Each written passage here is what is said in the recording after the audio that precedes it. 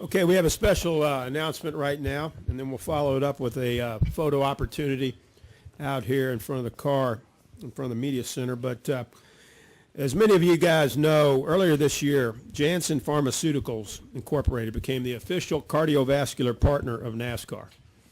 And throughout the year, Janssen has demonstrated its commitment to educating the NASCAR family on the signs, symptoms, and risk of blood clots.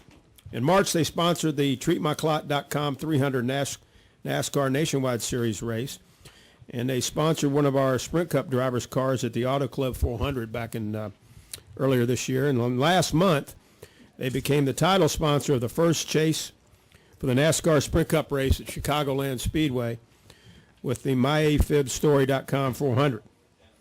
Joining us today to talk about the MyAFibStory.com campaign is Michael Waltrip, who's driver of the number 66 MyAFibStory.com Toyota Camry. Welcome, Michael. Thank you.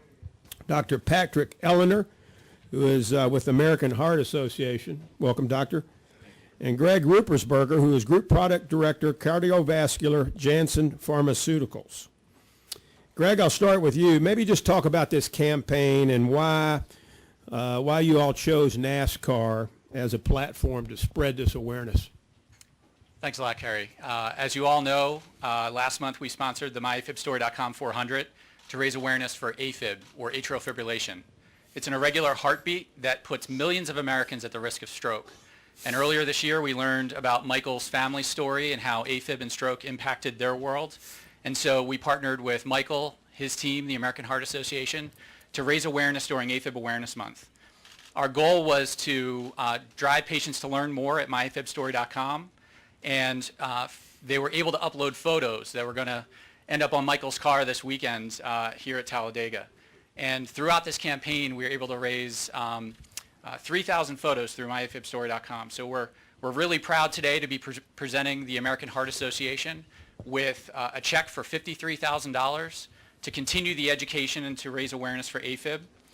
And in addition, beyond just the money and the checks, we were really able to raise conversations. We drove over 100,000 people to MyAFibStory.com.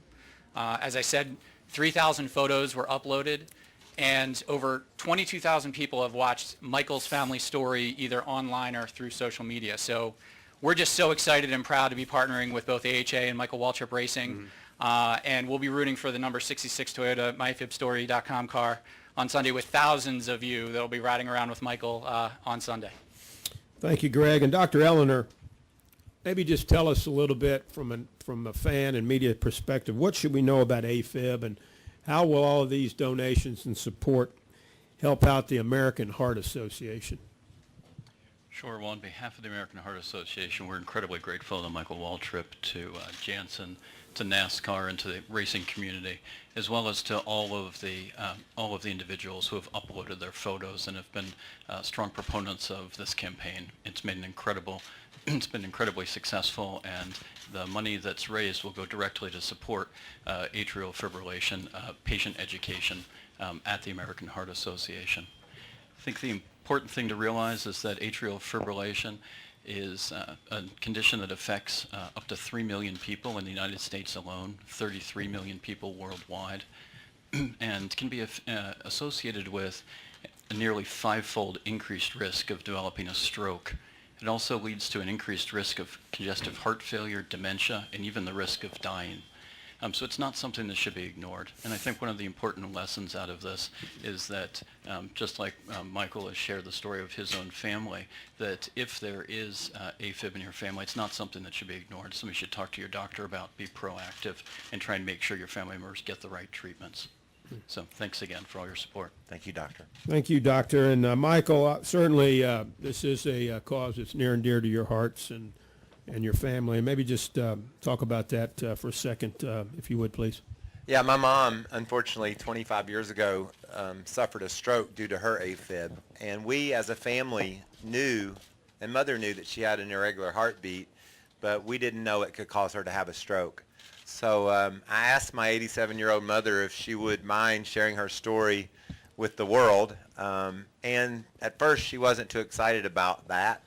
But then she said, you know, son, if I could help one person not wind up in a wheelchair like I am, then this will be totally worth it. So the cameras came to Mom's house, and she did a wonderful testimonial about life after her stroke, and she just really wants to encourage people to talk to their physician and find out what treatment might be right for them.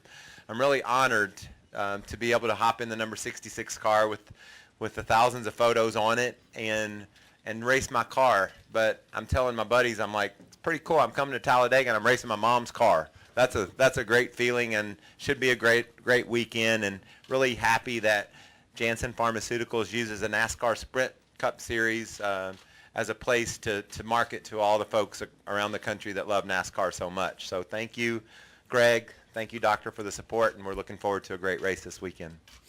Thank you very much, Michael. And we'll take a few questions from the audience for either of these three gentlemen. And then, like I said, once we conclude here in this few minutes, we'll go right outside here in front of the media center, and there'll be a special unveiling of the car that Michael will drive on Sunday. We'll start over here to the right with Jenna. Raise your hand, Jenna. We'll get you the wireless mic. If we could, please, Sam, and then we'll go to Steve Post. Jenna Fryer, AP. Michael, do you have a better shot of winning Sunday or Dancing with the Stars? Well, I've won here before, so I'm going to go with Sunday, because if that dancing program was just about straight up dancing, I'm pretty sure Alfonso's better than me. I saw a video of him as an 8-year-old dancing on Broadway. When I was 8, I wasn't doing much dancing, but it's been a wonderful experience. I had the best time last week doing my disco, and I was so proud of it until those 4 judges spoke, and they didn't like my disco so well. One of them said, and I quote, "It was entertaining as hell, but I'm tired of being entertained." Well, what the heck? I'm not trying to win a Pulitzer Prize or anything. I'm trying to dance, trying to dance. But it's been a wonderful experience. It's been so fun, and a lot of people in the airport now say, "You're that dancer." Can you imagine that? No, I said I did win a couple races, and so I'm happy to be in Talladega, go out on the boulevard and see the fans and just say thank you, because a lot of people have voted for us when our scores weren't great, and it's because of this wonderful community that is NASCAR. And I've never been prouder to be a NASCAR driver, and hopefully continue to improve my dancing so that folks can be proud that they cast that vote for me and Emma. She's a wonderful girl. I love working with her. We just left the YMCA in Oxford, Alabama. She's from somewhere in England. A little bit of a culture shock for her, and she's loving every minute of it. Oxford, England, and Oxford, Alabama, a little different, aren't they? Yeah, that's what she said this morning. So. All right, let's go over here to Steve Post. Raise your hand, Steve, and then Jeff Gluck. Steve Post, Motor Racing Network. Michael, you mentioned going out on the boulevard. How would you describe the infield here at Talladega to somebody that maybe not familiar with it? I know the parade has a Mardi Gras theme to it, but it's Mardi Gras, the best tailgate party you ever been to, all rolled into one. To me, it's just celebrating a sport that we love, and they're going to celebrate it tonight and tomorrow night, and they're probably going to be celebrating it Sunday as well. It's folks coming together that have a common interest. They all are here because they love race cars, and they love this spectacle that Talladega is. And so when you go out there in the middle of them, you're just like them. You love cars too, and it makes you smile that you see so many people that have the same interest as you do. It's honestly touching to me. Like, I know it's a party and people are crazy and there's a lot going on, but it touches my heart that people come here and want to be a part of all this. It's a great feeling. Go to Jeff and then to Zach. Jeff Gluck from USA Today. I'm behind the cameras. You can't see me, but I'm wondering about your double this weekend. When are you going to, obviously you have to rehearse dancing-wise, so when are you going to do that around your practice time and figure that all out? Well, this morning we did a hit for the Weather Channel, talking about the beautiful weather this weekend in Alabama and how the race is going to play out on Sunday afternoon. That was part of my day. The press conference here, but I left the the track this morning and went to the YMCA in Oxford, like I said, and we danced for 2 hours, or we practiced for 2 hours. I'm still not comfortable calling what I do dancing, but we practiced for 2 hours. And this press conference, I'm going to hop in my car, run some this afternoon, get ready to qualify tomorrow, go out on the boulevard, hang out with all the folks from Talladega, and then we're going back to the YMCA tonight at about 7:30 and dance till 10:30, or practice until 10:30. Tomorrow, it'll be a whole lot of the same. Do some truck series practice, or I guess qualifying on TV, and then the truck race, and then after it's all over tomorrow night, go back and practice some more. Race on Sunday, fly back to LA on Sunday, hopefully get there in time to have an hour or so to sort of review everything. The dance we're doing this week is the Argentine tango, and it's quite a lot different than the disco, so it's really like romantic and sexy. So Let's go to Zach, over here to your left. pretty happy about that. Go ahead, Zach. This is for Dr. Eleanor. Sir, there's sentiments that popularity in NASCAR has been waning, whether or not that's true. What made you decide to use NASCAR and Michael Waltrip Racing as a means to advance your cause and inform people about heart health? Sure. I mean, I think that it's often easy to talk in the abstract about these kind of conditions, and we were saying that, atrial fibrillation is kind of the silent disease in many ways. Although it affects 3 million people is a lot of folks. And there's kind of this disconnect between the number of people that are affected by it, the devastating consequences, the great expense that we as a society bear, and the understanding and appreciation of that. And I think that, when you hear Michael's story, it kind of puts it in very tangible terms. And I think that was, really a striking part of it. It's very different. You can talk about it in a textbook or, a statistic on a billboard, but it's very different when you make that very personal connection. And I think that was the goal, was to try and make that a unique connection for folks, because I think people can relate to that experience in your family as well as in their own. And in my case, Mom's is a perfect example of why we're trying to raise awareness. We knew that Mom's irregular heartbeat was an issue for her, but we did not know it could lead to stroke. And so the millions of people that follow NASCAR, I've gotten so many notes on my Twitter and on my social media about folks that have been affected by AFib and how their family has dealt with it. So it makes it real, like you said, and I'm thankful that I've had this opportunity to share Mom's story with the hundreds of thousands of people that have joined in and understand what we're talking about. And the American Heart Association's also has developed a website that's going to have a much greater and deeper understanding for patients about atrial fibrillation. I think most of the medical content that's out there on the web is pretty superficial, and people needed to get a deeper and more thorough understanding. We'll go to Stan, and then we'll maybe have time for one more. Go ahead, Stan, right behind the cameras here. Yeah, Stan with Competition Plus. To the doctor, how does an individual know they're coming down with AFib? Sure. What's the signal? Sure, it's a great question. It varies a lot by age, and that can be one of the difficult things with it. It tends to be that younger and healthier people might feel a racing heartbeat or palpitations. The older that you get, and it's important to realize that most of AFib occurs in older individuals. So if you're in your 80s, it's about 1 in 10 people in the United States. It's a lot. When you're in your 70s, it's about 1 in 20.